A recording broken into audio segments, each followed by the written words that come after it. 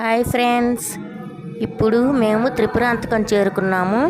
త్రిపురాంతకంలో ఏర్పాటు చేసినటువంటి అమ్మవారి విగ్రహం దగ్గర మేము తీసుకెళ్ళినటువంటి బాలా త్రిపుర సుందరి అమ్మవారి రూపం ఆ విగ్రహం అక్కడ పెట్టి మేము తీసుకెళ్ళినటువంటి సారికి సంబంధించినవన్నీ అక్కడ పెట్టి పంతులు గారిని పిలిచి పూజకు ఏర్పాటు చేశాము. పంతులు గారు వచ్చి పూజ చేసి అవి అమ్మవారికి నివేదన ఇస్తారు.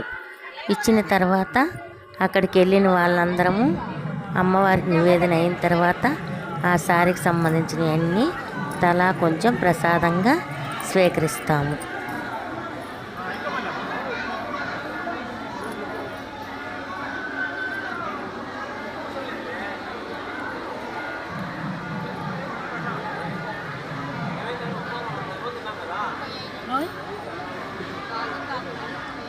అక్కర్లేదులే